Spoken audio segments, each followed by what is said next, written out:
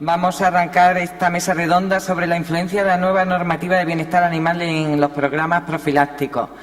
Esta mesa van a abordar el tema Rodrigo Álvarez, veterinario de Agroturia, Manuel Toledo, veterinario de Juan Jiménez, y Fernando García San Pedro, veterinario de Granja Dos Hermanas. El primero que va a arrancar es Manuel Toledo y vamos a seguir un ritmo distinto al que pone aquí porque lo tienen preparado así arriba. Gracias. Muy bien, buenas tardes, muchas gracias. Agradecer a la ANAPOR que haya tenido la gentileza de invitarme a hablar sobre la profilaxis en bienestar animal, qué patrones estamos viendo distintos de ciertas enfermedades en cuanto a bienestar animal.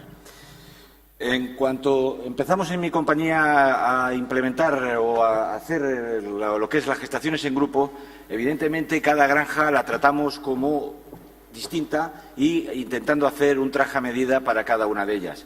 Pero siempre teníamos una serie de puntos comunes que debían de cumplir todas nuestras adaptaciones. Estos puntos comunes, uno era que deben de facilitar la gestión del pienso, lo que es eficiencia en la alimentación de las reproductoras, lo que es limitar la pérdida de reproductoras en estadios tempranos, lo que llamamos tasa de retención de cerdas, implementar procedimientos y manejos que de alguna manera limiten las pérdidas embrionarias y fetales y dar al personal una formación nueva y establecer procedimientos para medir la eficacia de esa formación. En cuanto vimos distintas granjas, utilizamos distintas maneras. En algunas quitamos una línea de bosses, en otras hicimos parques de una manera u otra, rectangulares para dar más área de descanso, para dar más área de comedero, etcétera, etcétera. Una de las cosas fundamentales que también nos preocupaba mucho es mantener el flujo de animales de una manera controlada y adecuada. Para nosotros el flujo de los animales determina de alguna manera la sanidad de la explotación. Y poder establecer procedimientos que nos puedan permitir establecer protocolos de vacío sanitario en cada una de las zonas o áreas de la granja. En cuanto a los niveles de alimentación e eficacia del pienso, es evidente que establecimos unos niveles de alimentación para poder dar lo que es gestación temprana, como pueden comprobar, donde dábamos unos incrementos de pienso en los primeros días, 30 días de gestación, con el objeto de tener un gran desarrollo placentario y flujo a la placenta, con el motivo de conseguir, en primer lugar, igualar el estado de carne de las cerdas y, en segundo lugar, tener lechones de mayor calidad al nacimiento. Con lo cual, esto nos permite luego racionalizar lo que es la gestación en grupo y, como consecuencia, ajustar las necesidades y el consumo de pienso en la gestación.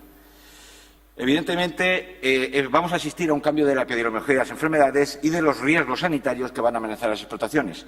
Esta probabilidad de contaminación de una explotación está, en primer lugar, determinada por la probabilidad individual de cada individuo y, evidentemente, elevada al tamaño de granja. Cuanto más probabilidad de contaminación individual, mayor probabilidad de tener una enfermedad, y cuanto mayor es la granja, mayor probabilidad. Esto nos da lugar a tener distintos escenarios de las distintas enfermedades, en donde vamos a tener, dependiendo de la prevalencia de las enfermedades y del grado de contagiosidad que tenga el germen, tendremos magnitudes de riesgo de tener enfermedad de un grado a otro grado mayor o menor. ¿Esto va a cambiar los patrones de enfermedad en las granjas? Estamos convencidos de que sí. Nosotros lo que vamos a establecer son el manejo del riesgo, de qué manera vamos a establecer procedimientos para controlar estas amenazas. Vamos a desarrollar técnicas de control en cuanto a monitorización. Algunas de ellas las hemos visto hoy. Estamos trabajando en los fluidos orales como monitorización de, por ejemplo, la entrada de primerizas.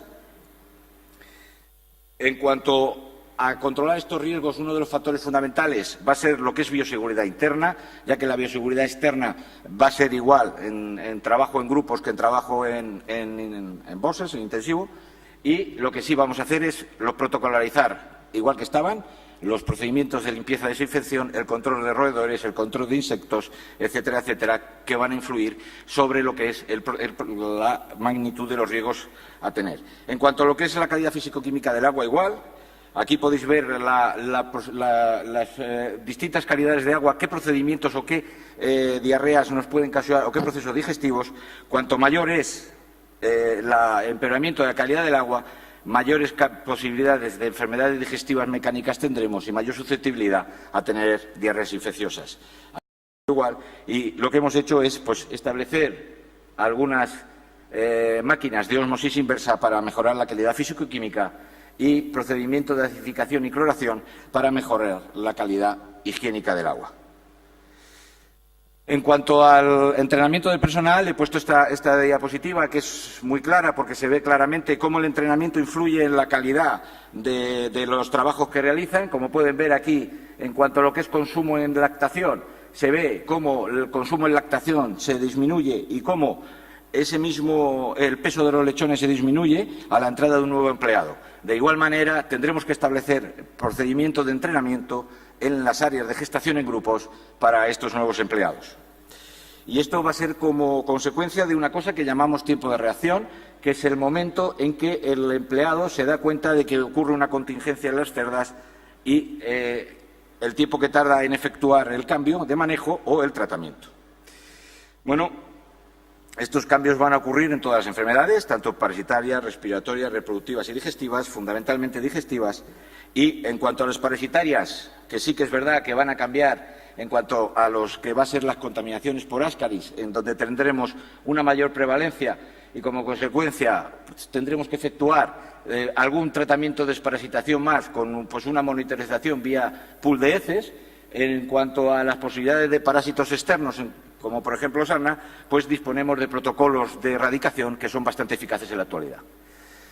En cuanto a los procesos digestivos, como pueden ver en este árbol de decisiones, los fundamentales que tenemos que tener en cuenta son esto: disentería, ileitis, salmonela y otras brachispiras, debido a que las heces son la principal fuente de excreción y la posibilidades de contaminación, como han visto, se va a ver incrementada. Aparte de esto, el manejo individual de ciertas patologías va a ser muy difícil al estar trabajando en grupos. Como consecuencia, cada vez que vemos o veíamos algún tipo de lesiones como esta, en donde se nos ponen los pelos como escarpias, porque esta enfermedad, que es la disentería, puede tener una influencia en la línea de producción de unos 300 gramos del índice de conversión, si surge, va a ser mucho más difícil de controlar que en intensivo, en donde podemos alojar las cerdas y podemos realizar tratamientos individuales. En cuanto a los patógenos respiratorios y los factores de riesgo, hemos puesto lo que puede ocurrir en la línea de producción, porque sí que es cierto que, aparte de todos los factores ambientales que influyen en la susceptibilidad al padecimiento de enfermedades respiratorias, hay un factor fundamental que es la concomitancia con otras enfermedades de tipo digestivo, como puede ser la colibacilosis o la disentería. Con lo cual, el control y la sanidad intestinal de las cerdas va a ejercer un fuerte impacto en lo que es la línea de producción. En cuanto a lo que sean enfermedades reproductivas, es evidente que la transmisión de enfermedades reproductivas se produce en el momento que el cuello del útero de la cerda está abierto, y esto ocurre en la cubrición, en el parto o en el aborto. Va a haber muchísimos más problemas. Los patógenos que van a influir, aquí los tenéis: PIR, influenza, mal rojo, leptospiras.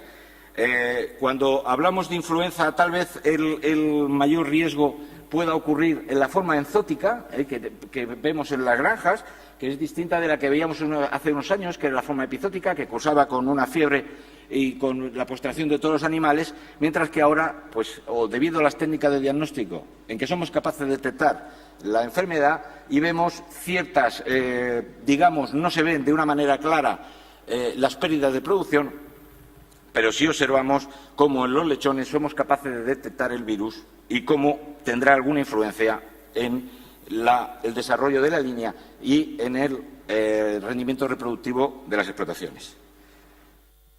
En cuanto a leptospira, es evidente que uno de los factores de riesgo más importantes va a ser la contaminación bacteriana del ambiente, y esta contaminación bacteriana del ambiente hará que el grupo de cerdas enseguida pueda ser contaminado y el tratamiento, al abortar y eliminar estos gérmenes al medio, el tratamiento resulte menos eficiente que cuando las disponíamos en boxes en donde la contaminación era bastante menor y podíamos establecer tratamientos individuales que solían ser bastante eficaces.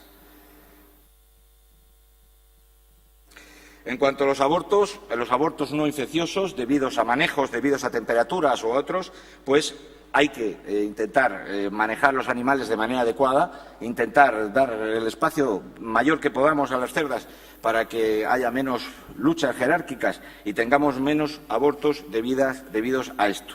Y, fundamentalmente, que tengamos, en primer lugar, mortalidad embrionaria o fetal en las cerdas. Y bueno, este es uno de los factores que queríamos tocar porque parece ser que el aborto estacional, ahora que estamos en otoño, pues en grupos tiene una mayor importancia que cuando estamos hablando de alojamiento individual. Es evidente que las características que tiene el aborto estacional es que si es estacional ocurre en otoño, no puede ocurrir fuera del otoño, que el manejo en grupo es un factor de riesgo más, que normalmente no afecta a un ciclo determinado, pueden padecerlo primerizas o pueden padecerlo multíparas, y que cuando hacemos la batería de diagnóstico no hay ningún elemento diagnóstico que al menos, o sea, no hay ninguna enfermedad contagiosa que al menos seamos capaces de detectar. En esta granja, es una granja de Pascual, de Agroturia, que me prestó, pues pueden observar cómo hay estas primerizas son soltadas desde el momento de la grupos pequeños y al parecer funcionan bastante mejor que las multíparas, tienen menos abortos que las multíparas, estas primerizas que ya digo son alojadas desde el momento de la reproducción en grupos, y las multíparas cuando llega el momento de otoño tienen un porcentaje de partos bastante mayor. En cuanto a este, que es un grupo dinámico de 110 cerdas en máquinas, pueden observar cómo son las primerizas las que tienen el porcentaje de abortos mayor que el porcentaje de primerizas. Y en esta granja, que hay un seguimiento de varios años porque es una granja que padece con cierta frecuencia estos abortos estacionales, sí que es cierto que se puede ver cómo incrementa el porcentaje de abortos al llegar los meses de otoño, cómo inclusive tomando técnicas como son la de subir el pienso en el primer mes de gestación para ver si tiene alguna incidencia el consumo de pienso, no se llega a ninguna conclusión. Y aparte de esto, una vez que se hace los abortos que ocurren a término, como se puede ver, sí que pueden pasar abortos a término en aborto gestacional, aunque lo más frecuente es en mitad de la gestación, pero los abortos a término ocurren, pero con un patrón distinto con el que ocurre, por ejemplo, los abortos de PIR. Evidentemente, si tenemos PIR en la granja, tendremos una clínica distinta que el aborto estacional, porque tendremos incremento de nacidos muertos, débiles, etcétera, etcétera. Con lo cual, el aborto estacional pues está bastante relacionado con el alojamiento en grupo.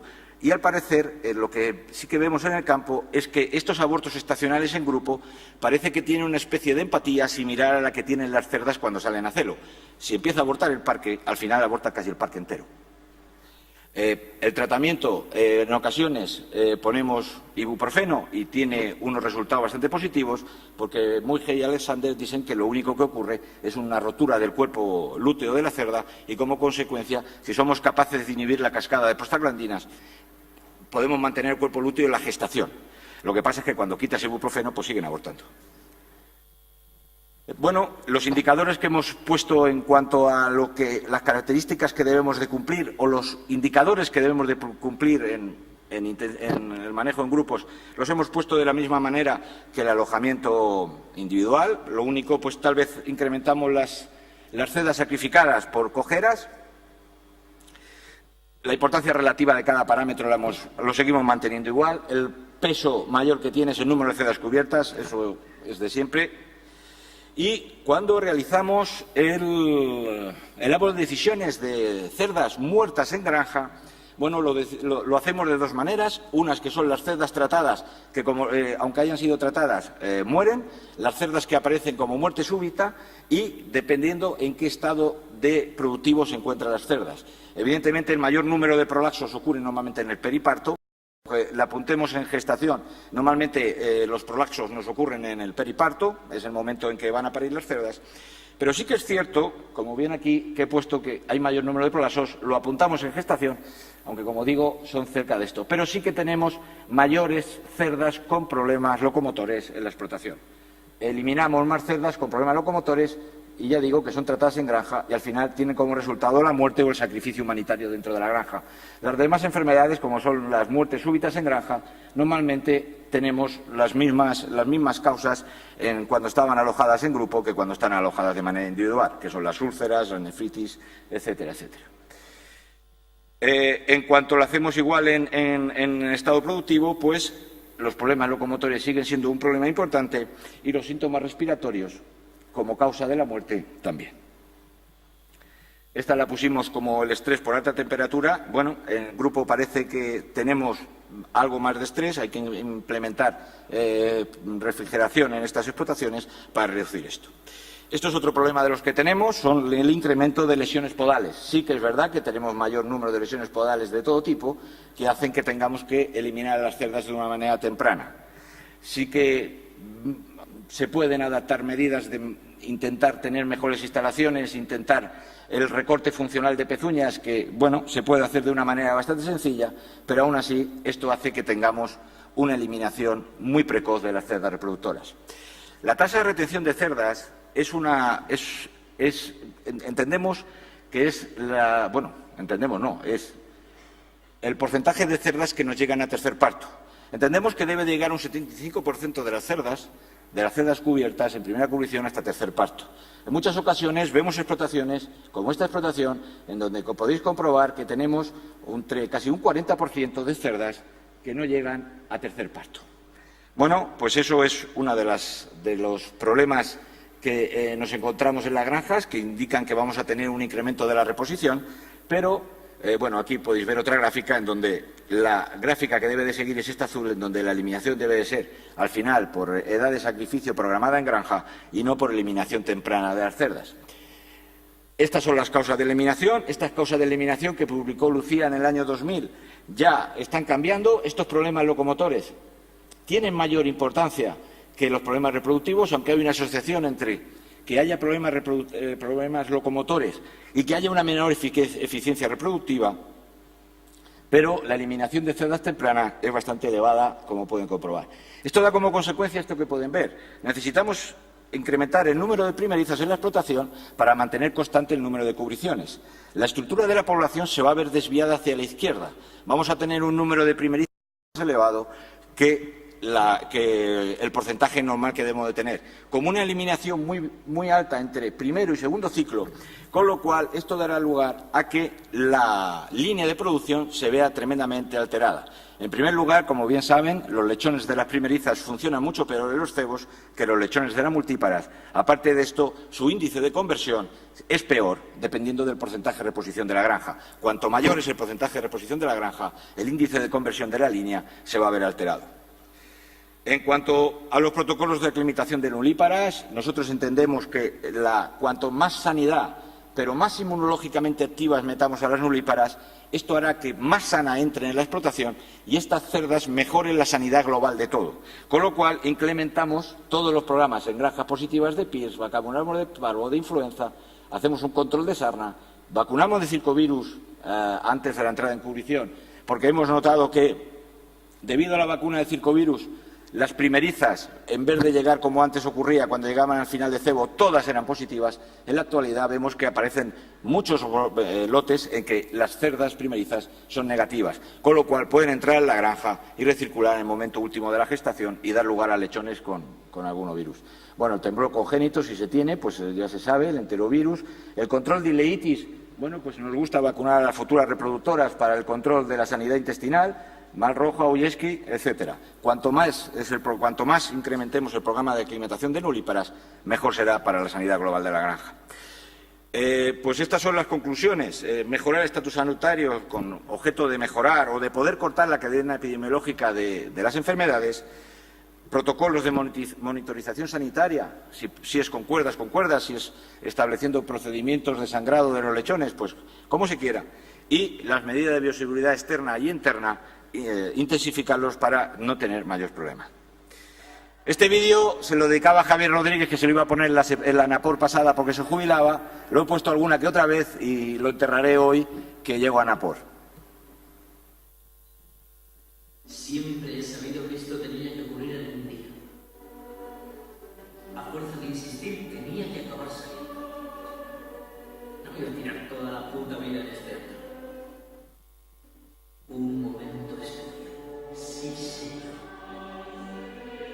lo había imaginado de 1000 maneras distintas. Pero francamente, nunca pensé que fuese a ser tan...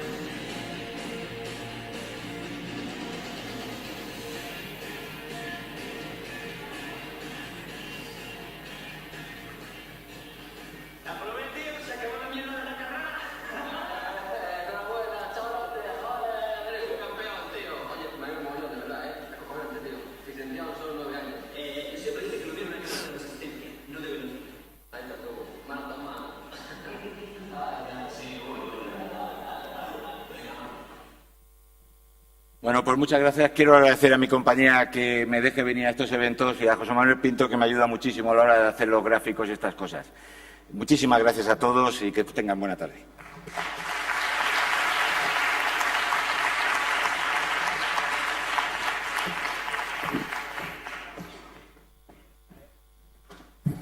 Muchas gracias, Manuel. Y ahora va a exponer su conferencia Fernando García San Pedro, veterinario de Granjas Dos Hermanas.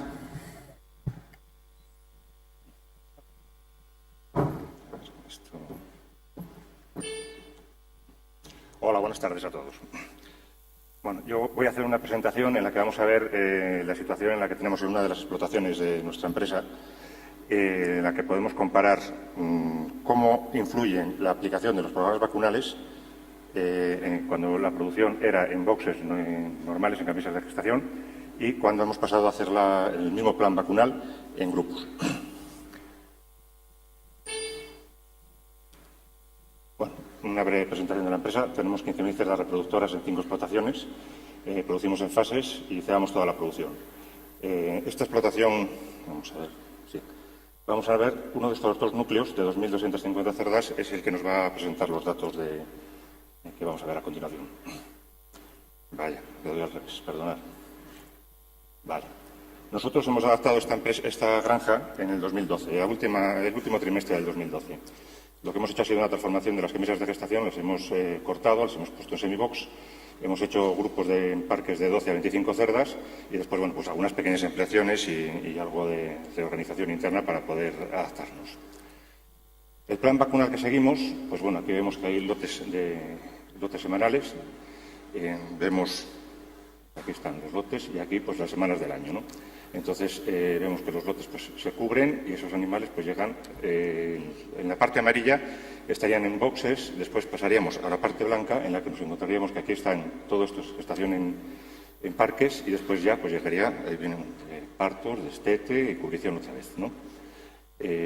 Las barras en rojo y en azul corresponden con los barridos vacunales, en este caso de Auyeski, de Pierce, de Auyeski, Pierce, a lo largo del tiempo.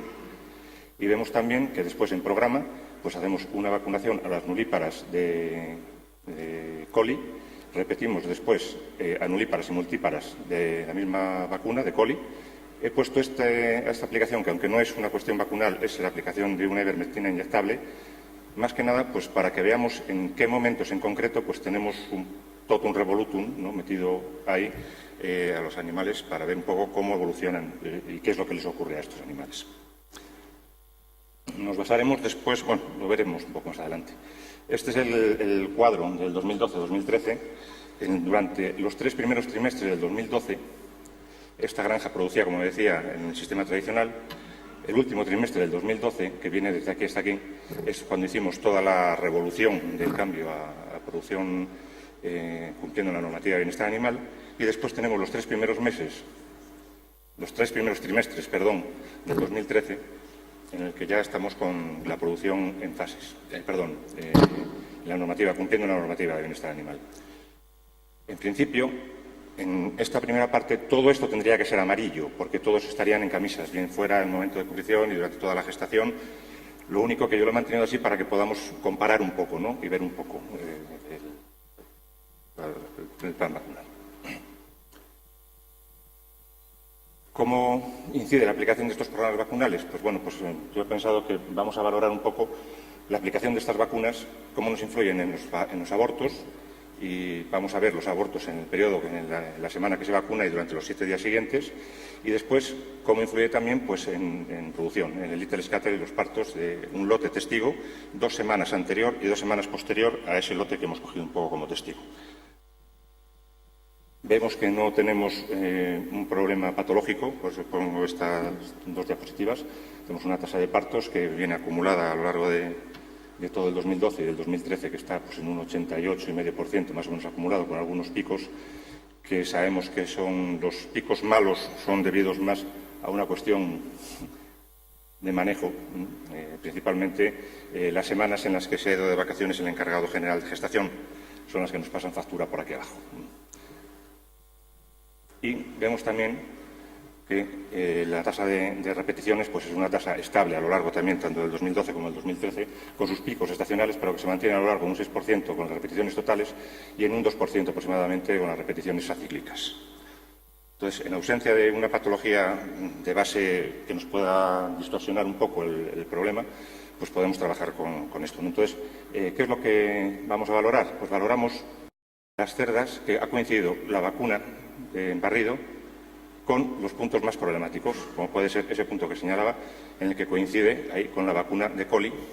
Esa misma semana han sido vacunadas en barrido de Aulesky, han sido vacunadas de coli. La semana siguiente, en ese mismo lote, vamos a tener la aplicación de la ivermectina y vamos a coger los 2 lotes anteriores y posteriores a este punto del lote testigo, pues porque este viene de estar con la vacuna de coli, la ivermectina, la vacuna de Aulesky, este lote también, y por aquí abajo, pues después, aparte de vacunar, pues también tenemos las otras 2 vacunas. Con lo cual, vamos a valorar el little scatter de los partos producidos en estas semanas. Y esto lo vamos a comparar, que es del 2012, con lo mismo en el 2013. Se ha aplicado aquí la vacuna y vamos a valorar esos partos. Y eso lo vamos a hacer en 5 lotes, tanto en la vacuna del lote de Aulesky, Pierce y Aulesky, comparado con estos de aquí. El primer lote vemos que es la vacuna aplicada en el 16 de enero del 2012, comparándola con el 14 de enero del 2013. El lote 2, el 20 de febrero, comparándola con el 18 de febrero del año siguiente, vacuna de Pierce. El lote 3, en abril. El lote 4, lo vemos en junio y julio. Este se nos ha separado un poquito más también, así como el lote 5, que también estamos desde mitad de julio hasta finales de agosto. Bien. El porcentaje de abortos por semana que teníamos en el 2012, comparándolo con el 2013, vemos que la tendencia es ligeramente al alza. Partimos aquí de aproximadamente un 1,5% y la media se nos va aquí al final a un 3%. Como comentaba antes el compañero, pues al pasar a la evolución con el bienestar animal, vemos que la tasa de abortos en general tiende a aumentar. Hay algunos picos que sí que es cierto que son puntuales, no indican una patología de base que pueda ser seria. Esos picos podrían estar justificados por la aplicación de alguno de los programas vacunales. Podría ser esos picos el momento en el que hemos realizado el follón, por decirlo de alguna manera, de vacunación. Pues creo sinceramente que no, porque aquí vemos, por ejemplo, estas son las flechas que señalan cuándo se han hecho los barridos vacunales. Si cogemos y analizamos ese barrido vacunal, vemos que, por ejemplo, en el primer barrido de Aulesky del año 2012, veníamos de tener un aborto, hemos tenido un aborto y la semana siguiente no tenemos nada. Sí que es cierto que si lo comparamos con este, que es el primero del año siguiente, pues venimos de tener aquí 1 y pasamos a tener 4 y después volvemos a bajar a tener 2 abortos. Podría pensarse que aquí ha podido haber una incidencia directa a lo mejor de ese plan vacunal. De Pierce nos encontramos con que venimos la semana anterior de tener 5 abortos, tenemos la siguiente en la que se vacuna 5 y después la siguiente nos baja a 1. Y aquí nos encontramos con que veníamos de tener 2, tenemos 4 y bajamos otra vez a 2. Bueno, son datos en los que se puede interpretar de distintas maneras, pero no se ve un aluvión de partos por culpa de un manejo concreto. Con el Aulesky, aquí nos encontramos con que en el sistema tradicional pasábamos de no tener ninguno esa semana a tener 4, 3, y sin embargo en esta, por ejemplo, pues resulta que nos encontramos con que la semana que vacunamos pues no tenemos ninguno. Veníamos a tener 2 y no tenemos ninguno, y tenemos después 3. Vemos que hay, pues eso, cierta variabilidad, ¿no? En esta, pues nos pasamos la semana anterior de tener 5 a tener 1, y aquí resulta que también estamos igual. Aquí hemos tenido un pico de 7, veníamos de tener 4, y tenemos 7, y después, vaya, perdonad, no, le he dado, estábamos aquí, eso es. Y aquí resulta que nos encontramos con un solo aborto nada más, y 2 a la semana siguiente. Sí que es cierto que después, hacia el final del verano, pues nos encontramos con que hay aquí una tasa que puede ser lo que pueda ser el inicio del aborto estacional que comentaba antes el anterior ponente, y que desde luego es algo que tendremos que valorar, puesto que en la producción normal no teníamos ese pico tan elevado. Yo, con estos datos, la impresión que tengo es que realmente no hay una incidencia directa de lo que es la aplicación del programa vacunal, con un aumento directo de tasa de abortos. Sí que tenemos que hacer las cosas bien, que tenemos que manejar a los animales con más cariño, posiblemente, pero en principio, haciéndolo bien, no tiene por qué haber una relación directa y tampoco debería de incrementarse por esa razón en concreto el número de abortos. Después, si nos vamos a valorar un poco el Little Scuttle, pues nos encontramos con que en los mismos periodos, aquí tenemos lo que es el 2012 y este es el mismo periodo del 2013. Si aquí nos valoraremos los 4 primeros parámetros que tenemos aquí, 0 y 4, 5, 6, 7, 8, 9 y 10 lechones, las camadas que están en estos ratios, y el porcentaje de camadas que tenemos, ¿no? Y tenemos que en la primera vacuna de Oyeski pues nos encontraríamos con un porcentaje del 2, 4, 7 y 14, y aquí, no lo veo bien, Lucas, si puedo. Bueno, aquí nos encontramos con un 2, 1, 7 y 14, me parece que es, ¿no? Aquí la verdad es que en esta vacuna es muy similar un dato con el otro. Pero si nos vamos ya a los lotes siguientes, nos encontramos con que sí que hay una relación 2,4, 3, 9, 15, y aquí tenemos 2, 2, 7 y 12. Aquí hemos mejorado pues por menos 4 o 5 puntos respecto a la tasa de nacidos vivos de camadas pequeñas en el lote de la producción tradicional. Pasamos al grupo siguiente y nos encontramos con lo mismo. 2, 3, 8 y 16, y aquí tenemos 2, 1, 4 y 12, me parece que es, o 13. Con lo cual también hemos ganado en tasa de nacidos vivos. Y además vemos que las curvas que tienen aquí representadas tienden a ser también como un poco más homogéneas y se ve que se desplazan en general hacia la derecha, ¿no? El lote siguiente, pues volvemos a estar con las mismas consecuencias. 1,9, 1,5, 7 y 14, y aquí tenemos 2, 1, 8 y este número es un 12, me parece que es, un 11, y pico por ciento. Y el último lote, pues aquí tenemos pues también algo parecido. Tenemos aquí un 2, un 3, un 3 y un 14, y aquí tenemos un 3, un 2, un 4 y un 12, con lo cual vemos que analizando los mismos periodos y con las mismas prácticas de manejo, nos estamos encontrando con que tenemos mejores datos de Little Scuttle en la producción de la granja. Pues bueno, había puesto, por si acaso había algún factor que se nos pudiera escapar, que seguro que sí, he puesto también los datos por trimestres. Entonces, si cogemos el primer trimestre, este ya es el dato del... Es que desde aquí lo veo fatal, de verdad. Vamos a ver.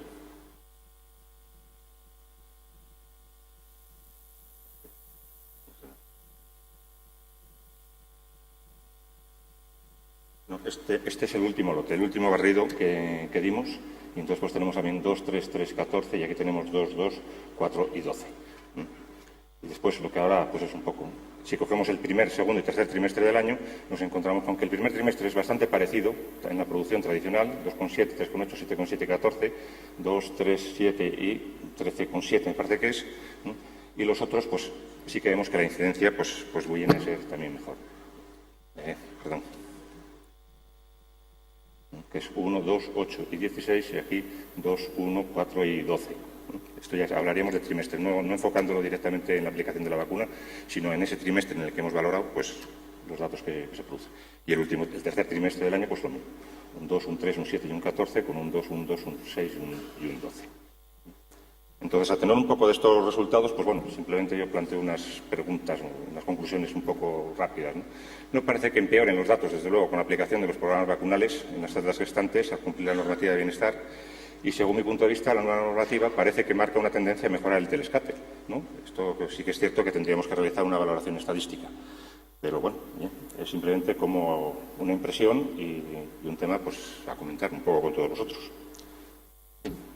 Eso es todo. Muchas gracias.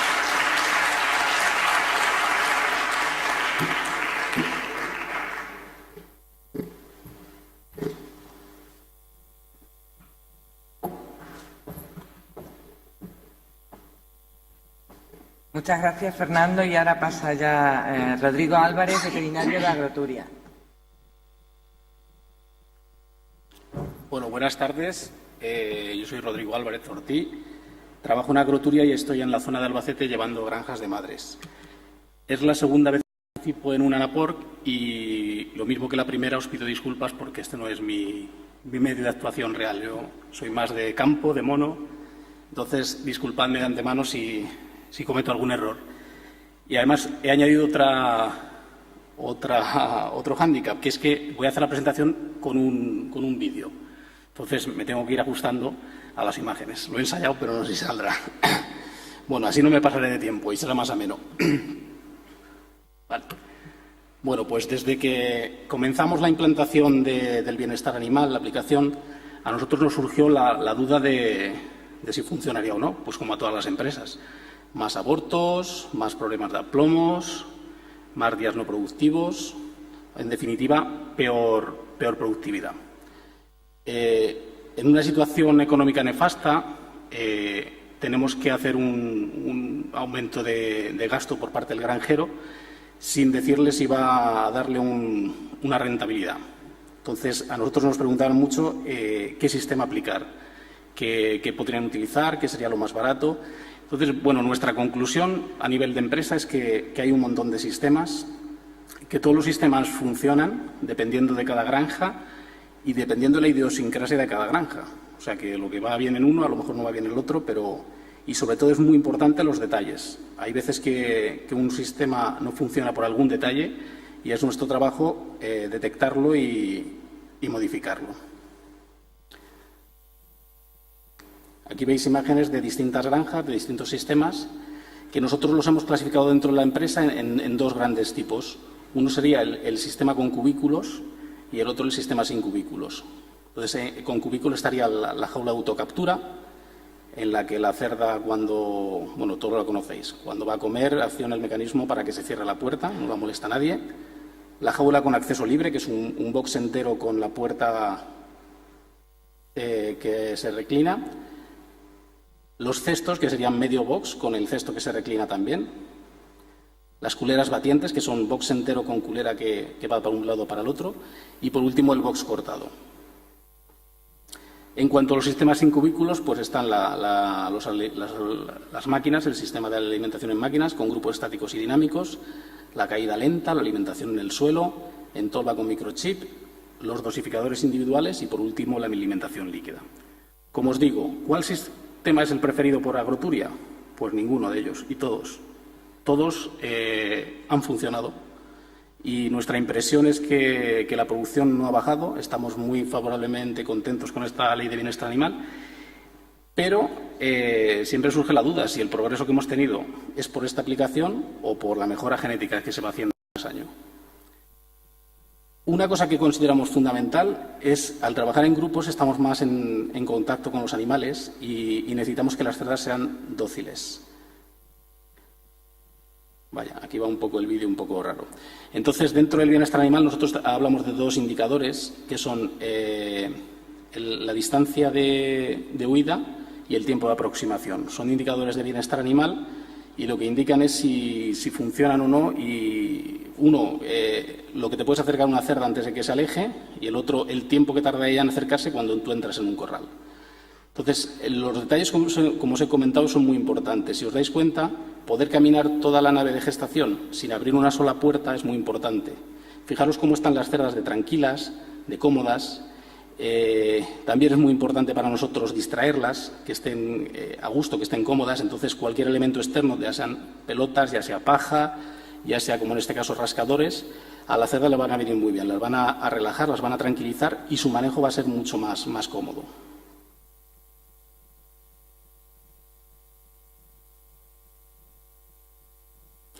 En cuanto a los planes vacunales que tenemos en la empresa, nosotros tenemos un plan un poco común, que sería el típico, supongo que lo aplicáis casi todos, es muy básico. En recría, parvo, mal rojo, Augeski, circovirus y micoplasma, en cerdas parvo y mal rojo, Augeski en bandas, Coleclostridium, pues lo típico, primeriza 60-90 días y multívaras 90. Y en lechones, por último, el circovirus, que lo aplicamos o bien al destete o bien en maternidad, pues cuando han cumplido 21 días de edad. Pero dependiendo de la sanidad de las granjas y de las particularidades que tengan a nivel de adaptación a bienestar, pues nosotros tenemos particularidades para cada granja. Por ejemplo, granjas productivas a PIRS, metemos 2 dosis en recría de vacuna y en cerdas en sábana a lo largo del año. En granjas con rinitis, 2 dosis antes de la primera cubrición y 2 antes del parto. Y en algunas granjas lo que hacemos es la vacuna oral a los lechones frente a ileitis y en otras la vacunación de las madres frente al circovirus. ¿Cómo las aplicamos? Pues siempre que podemos, de la forma tradicional, con la vacunación intramuscular, siempre y cuando podamos encerrar las cerdas temporalmente en cada cubículo.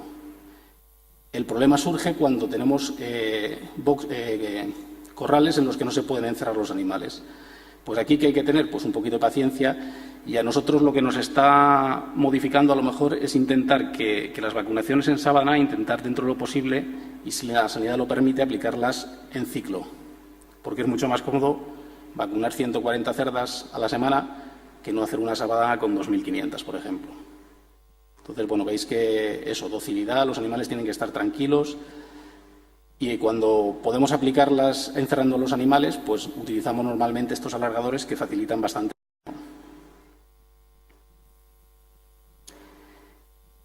Este letrero está mal. Otro sistema de aplicación que tenemos es el de la aplicación intradérmica. Es un sistema nuevo que es bastante menos agresivo y nos permite vacunar la cerda en distintos puntos, tanto en la ubre como en la zona perianal, como en el cuello, en cualquier parte que no tenga demasiado pelo. El inconveniente, que solo se puede aplicar a algunas vacunas.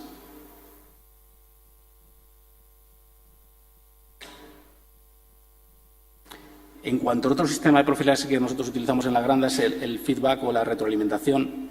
Nosotros normalmente cogemos heces de lechones de maternidad, bien con una fregona directamente o bien con papeles. Los mezclamos con agua sin clorar y pienso y los repartimos 2-3 semanas antes del parto, pues 3 veces a la semana.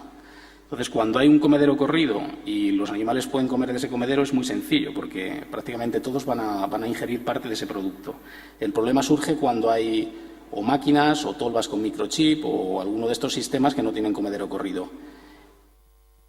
En esta granja, por ejemplo, lo que se ideó fue hacer pequeños montículos en distintas partes del corral para que la mayoría de las cerdas tengan acceso a este pienso. Realmente tú piensas, no, el 100% de las cerdas no van a comer, pero bueno, nos funciona así. Nos funciona y son 3 veces a la semana, o sea que muchas cerdas estarán en contacto con ese pienso.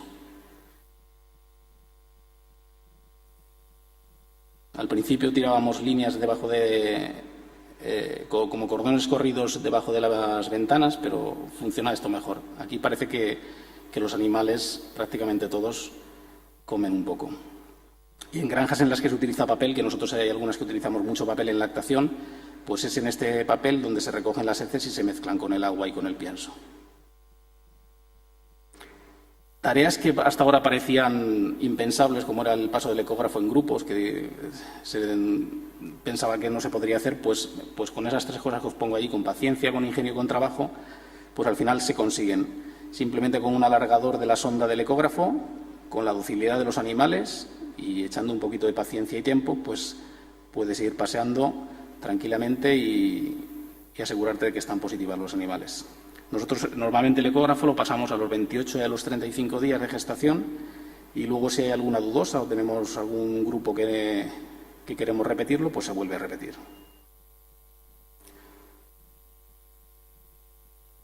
Entonces, bueno, simplemente pues como conclusiones o cambios que hayamos nosotros en cuanto al sistema convencional, como conclusiones que yo puedo decir es que cualquier sistema funciona, que lo único es ajustarlo a la persona y a la granja, que nos estamos planteando las vacunas que podemos y si la sanidad nos lo permite, pasar vacunaciones de sábana a vacunaciones en ciclo, y que la vacuna de Coliclostridium estamos haciendo pruebas para intentar solo vacunar a las primerizas, que son la población de riesgo, y quitamos la vacuna de las multíparas.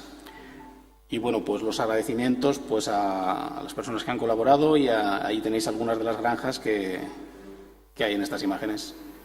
Muchísimas gracias a todos, y sí que me ha ajustado el tiempo, ¿eh? Ha sido realmente. Gracias.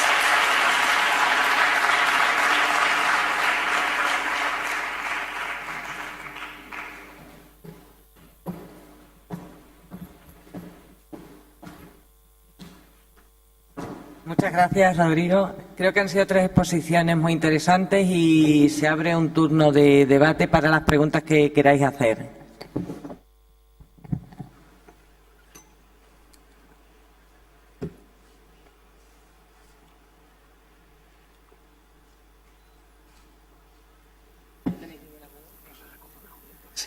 Se han explicado perfectamente, ha sido tan interesante. Yo le voy a hacer una pregunta aquí a Rodrigo.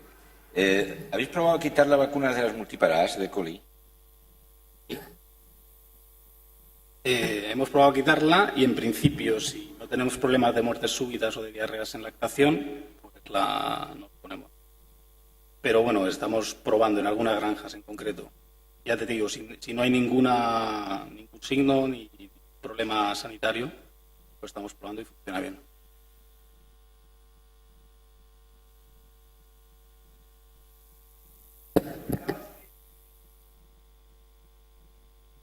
No me ha quedado muy claro cuando hablabas de la cantidad de alimento que toman en los primeros 30 días tras la cubrición. Es una diapositiva de la primera cubrición. Pues no sé si con este manejo habéis aumentado la cantidad, la habéis disminuido. No me ha quedado muy claro esa parte. Lo que hemos cambiado, lo que hemos hecho es que, como bien sabes, hace unos años se tenía la idea de que el incremento de pienso en la gestación temprana daba como consecuencia un aclaramiento de la progesterona por un incremento de la tasa metabólica.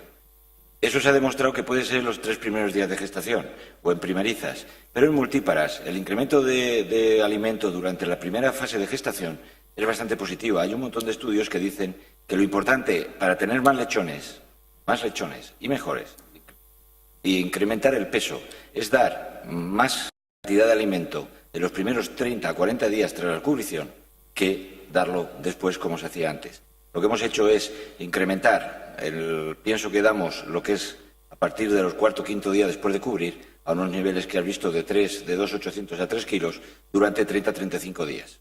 Con lo cual, lo que hacemos es que de una manera normal podemos dar en gestación media y tardía la misma cantidad de pienso que puede rondar entre los 2.200 y los 2.600, dependiendo de la época del año, con lo cual podemos gestionar el pienso de gestación, que es uno de los factores de coste económico más importantes que tiene la granja. No sé si me he explicado, me he enrollado, pero bueno. Nosotros antes la pirámide, si dijésemos, de alimentación iba subiendo. Partías de poco pienso, a mitad de gestación dabas un poquito más y al final dabas más. Normalmente la tendencia que tenemos ahora es hacer una U.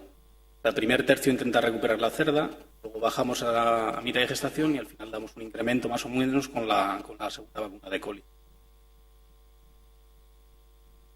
Bueno. Soy como Dios le da a entender.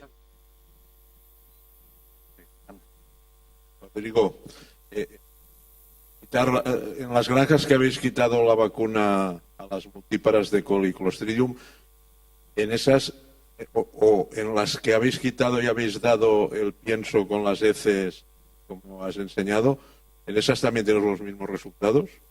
Sí. La verdad es que el feedback lo hacemos prácticamente en todas. Las que llevo personalmente lo hacemos y en la mayoría de ellas sí que, o sea, en la mayoría de la empresa también se hacen. Y hay granjas que no están vacunando desde hace tiempo la segunda vacuna de Coliclostridium.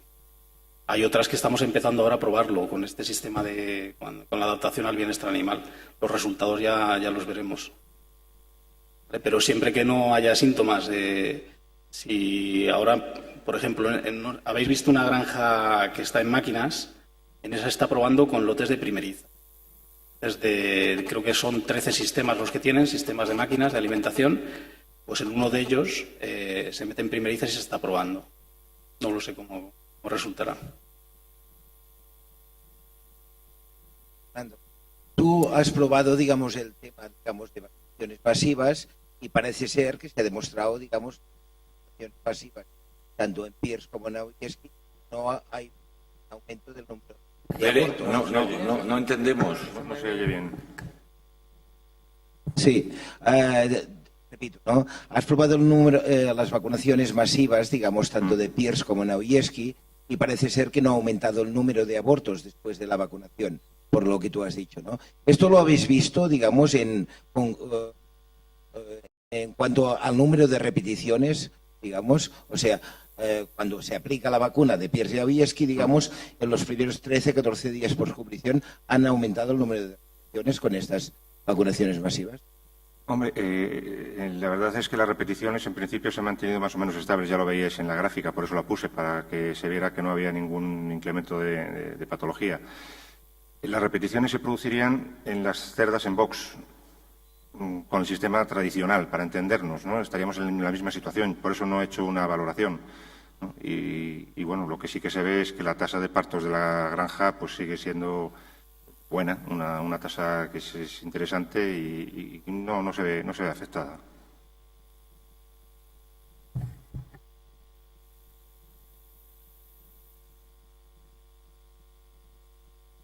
Rodri, excelente presentación, buenísima, súper entretenida. En cuanto a los consumos pienso cerda año en diferentes sistemas de alojamiento, ¿tus números cuáles son? Pues depende de la genética. No escurras el bulto. No lo sé, no te lo puedo decir. No los conozco. Pero ¿estás dentro de los parámetros de aborto? Sí.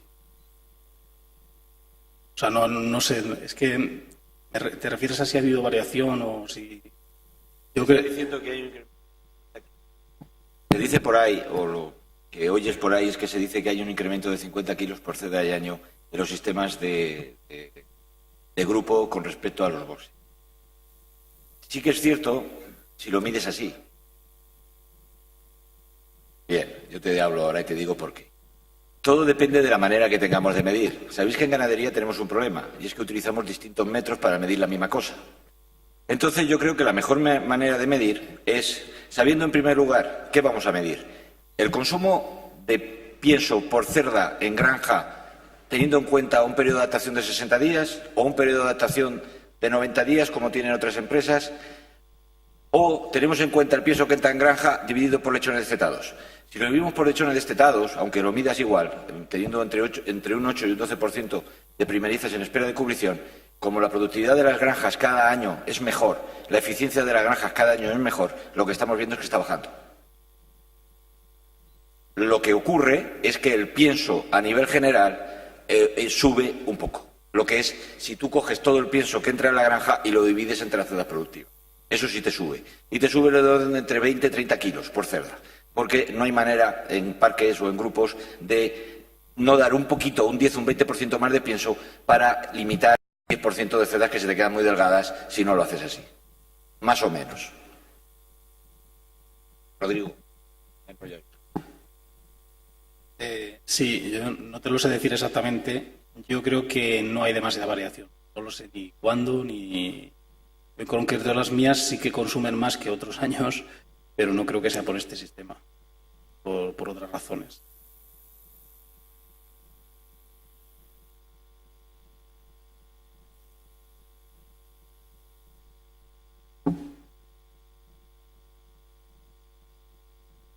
Muy buenas tardes.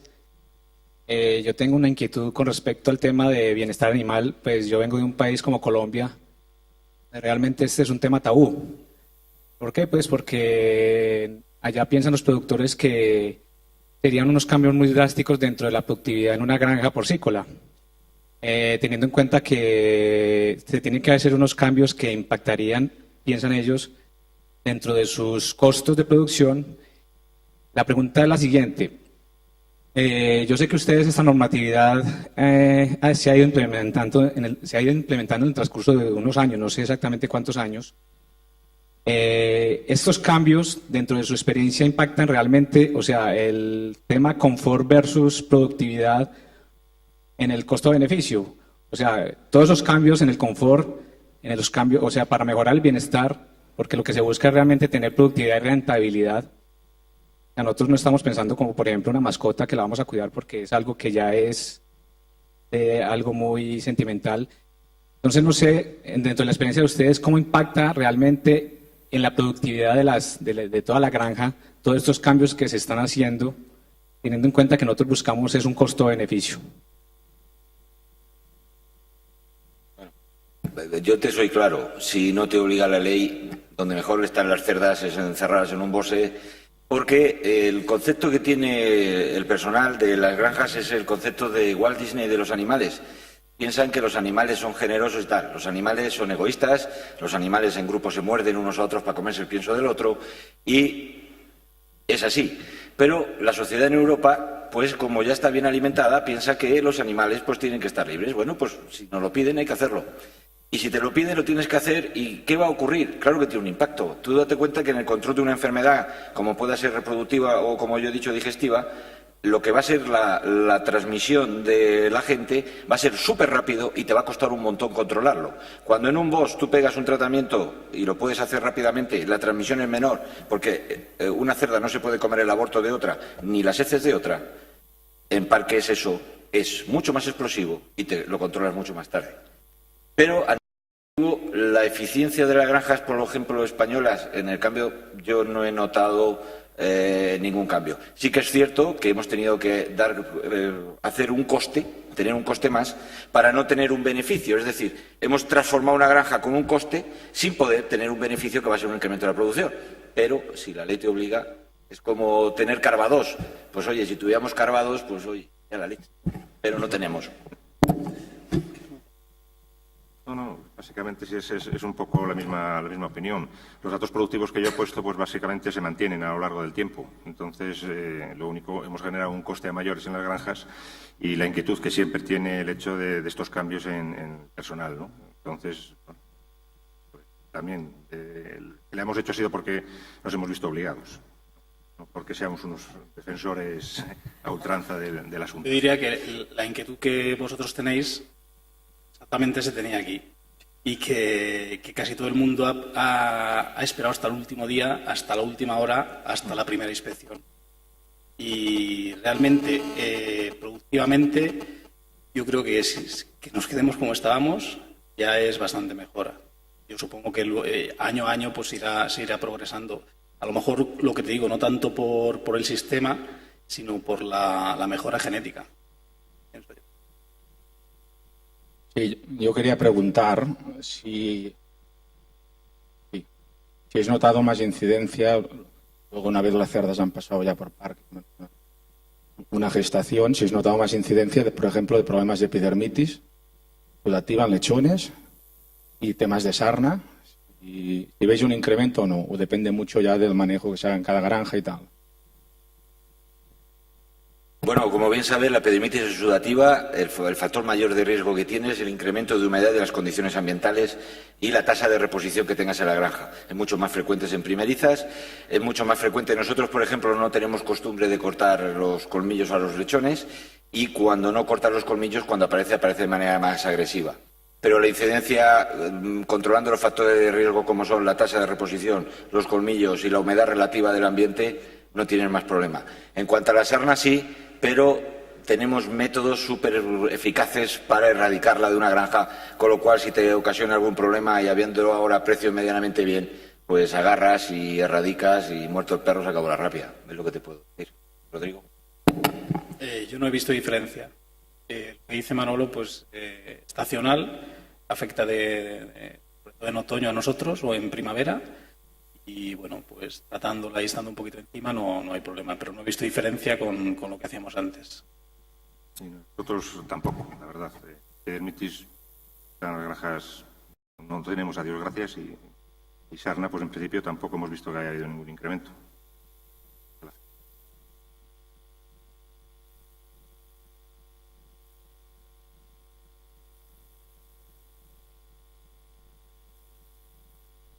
¿Alguna pregunta más? Bien, pues muchas gracias a vosotros tres y a todos ustedes por haber asistido a esta gran mesa redonda, pues yo creo que ha sido muy interesante y con unas charlas, la verdad que desde mi punto de vista, para daros a los tres la enhorabuena. Gracias.